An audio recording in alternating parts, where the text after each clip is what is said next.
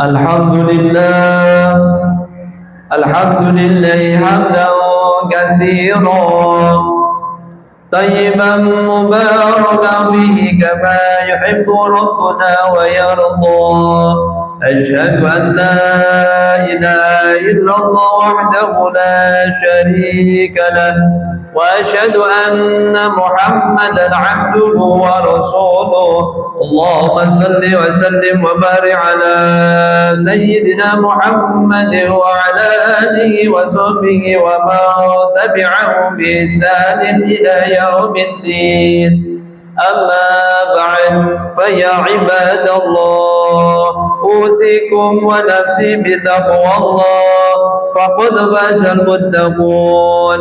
وقال الله تعالى في كتابه العزيز بسم الله الرحمن الرحيم فإن مع العسر يسرا إن مع العسر يسرا.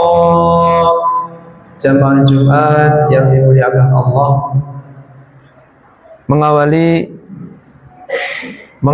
khutbah ini mari kita memanjatkan puji syukur kehadirat Allah Subhanahu wa taala, Tuhan semesta alam yang telah menjadikan Islam sebagai agama yang diridhoinya. Selawat serta salam semoga senantiasa tercurah kepada junjungan kita Nabi Agung Muhammad sallallahu alaihi wasallam, suri tauladan dalam kehidupan yang telah membawa umat manusia dari zaman kegelapan menuju jalan yang terang benderang dengan cahaya Islam. Pada momentum mulia ini, marilah kita juga tingkatkan keimanan dan ketakwaan kita kepada Allah Subhanahu wa taala dengan sebenar-benarnya takwa, baik itu dengan menjalankan perintahnya ataupun dengan menjauhi larangan-larangannya.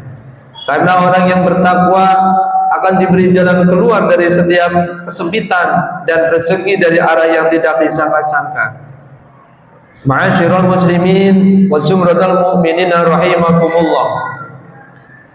Di antara kita yang hadir di masjid ini, mungkin ada yang sedang diuji dengan kesehatan yang terus menurun.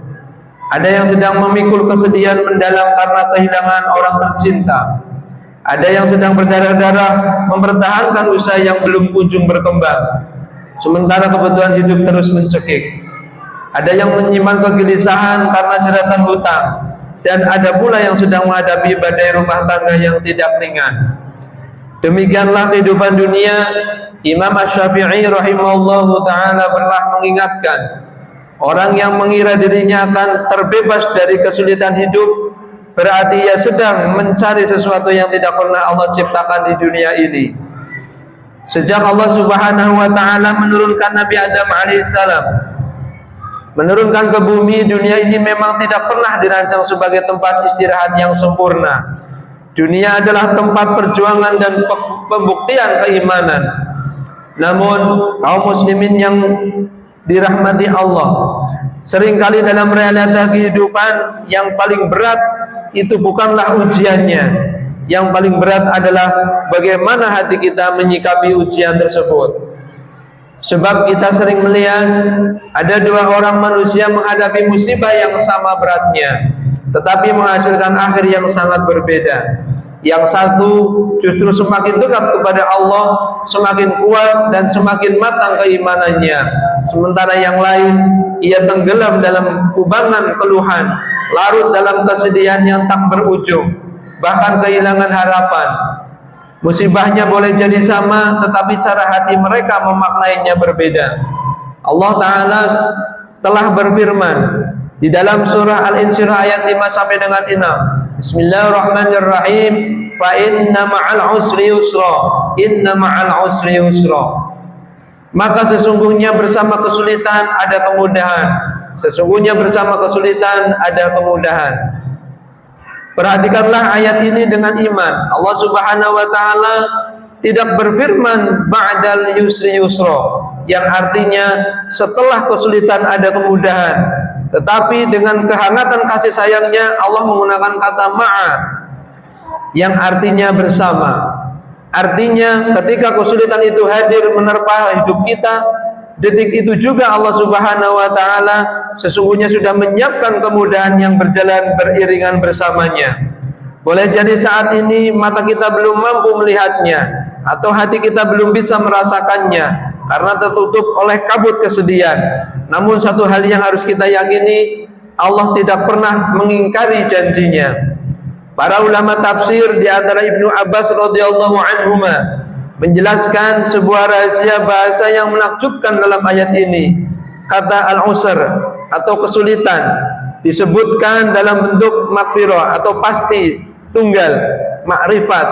Sedangkan kata yusron, kemudahan, disebutkan dalam bentuk nakirah atau umum.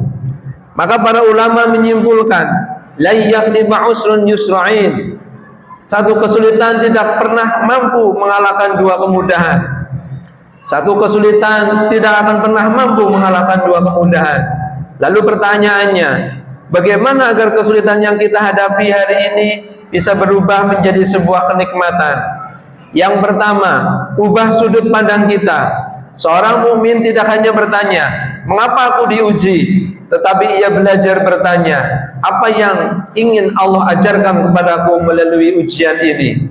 Ketika sudut pandang kita berubah, kita akan sadar bahwa lelah dan sakit kita adalah penggugur dosa. Rasulullah sallallahu alaihi wasallam bersabda, "Ma yusibul muslima min nasabin wala sabbin wala hammin wala hasanin wala adan wala khammin hatta syaukati yushaquha illa kafarallahu biha min khataaya." Tidaklah seorang muslim tertimpa kelelahan, sakit, kesedihan, kesusahan, gangguan maupun duka cita, bahkan duri yang melukainya, melainkan Allah akan menghapuskan sebagian dari dosa-dosanya. Hadis riwayat Bukhari Muslim. Subhanallah, kalau kita sadar setiap rasa sakit dan lelah bisa kita menghapus dosa, maka mengeluh pun rasanya sungguh merugi. Kemudian yang kedua, dekatkan diri kepada Allah di waktu sulit. Ujian adalah alarm agar kita kembali mengetuk pintu langit.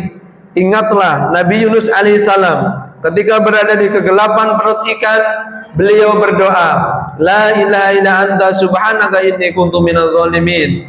Maka Allah menyelamatkannya. Kesulitan itu berubah menjadi kenikmatan karena berhasil membawa beliau kembali pasrah kepada Allah.